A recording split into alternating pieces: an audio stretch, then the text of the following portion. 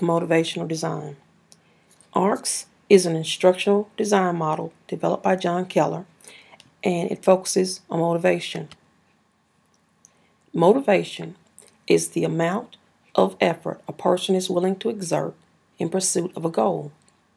Motivation has magnitude and direction. Motivational design is concerned with connecting instruction to the goals of the learner, providing stimulation and appropriate levels of challenge, and influencing how the learners will feel following successful goal accomplishment or even following failure. An effective instructor must not only gain the learner's attention, but hold it throughout a course or a lesson. John Keller synthesized existing research on psychological motivation and created the ARCS model. ARCS stands for attention, relevance, confidence, and satisfaction.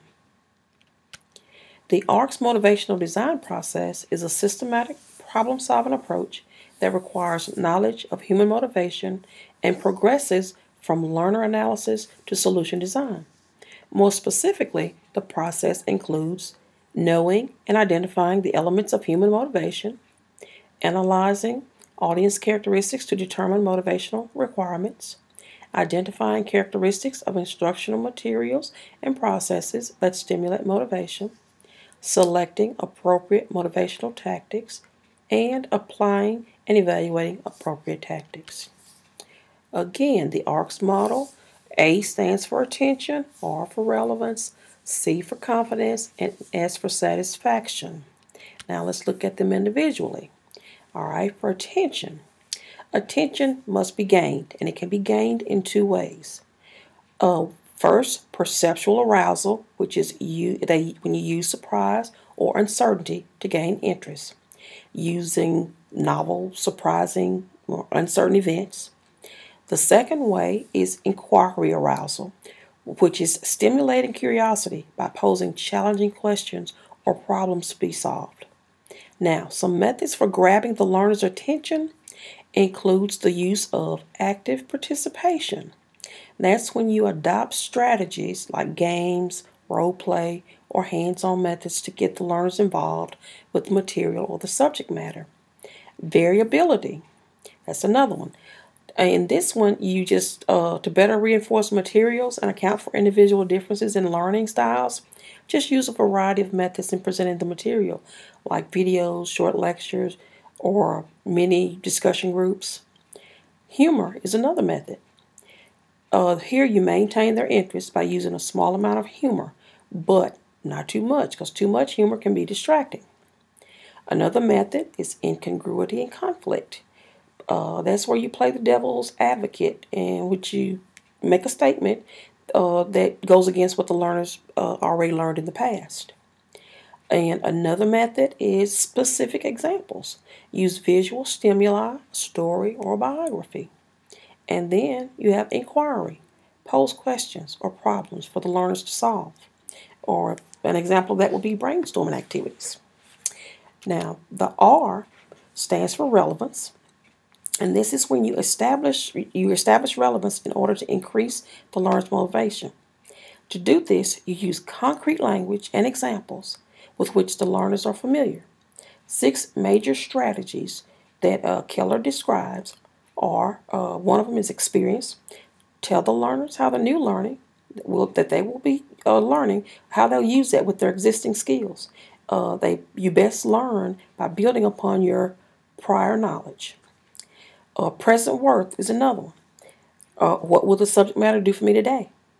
Or future usefulness. What will the subject matter do for me tomorrow? Needs matching. Take advantage of the dynamics of the achievement. Risk-taking, power, and affiliation. Modeling is another example. Okay, first of all, be what you want them to do. Other strategies include guest speakers, videos, or have the learners that finish first to serve as tutors. And also, give them a choice. Allow the learners to use different methods to pursue their work or allowing choices in how they organize it. The C stands for confidence. Help students understand their likelihood for success. If they feel they cannot meet the objectives or that the cost, if it's going to take too much time or effort, if that's too high, then their motivation will decrease. Provide objectives and prerequisites. Help the students estimate the probability of success by presenting performance requirements and evaluation criteria. Ensure that the learners are aware of the performance requirements and the evaluative criteria. Allow for success that's meaningful. Grow the learners. Allow them, show them small steps of growth during the learning process. Provide feedback and support internal attributions for success. And then learner control. Learners should feel that they have some degree of control over their learning and assessment. They should believe that their success is a direct result of the amount of effort that they put forth. And then the last one is satisfaction. Learning must be rewarding or satisfying in some way, whether it's from a sense of achievement, praise from a teacher, or mere entertainment. Make sure the learners feel as though the skill is useful or beneficial by providing opportunities to use the newly acquired knowledge in a real setting. Provide feedback and reinforcement. When learners appreciate the results, they will be motivated to learn. Satisfaction is based upon motivation, which can be intrinsic or extrinsic. Do not patronize the learner by over-rewarding easy tasks. Now, the ARCS model can be used as a guideline to motivate students to learn better.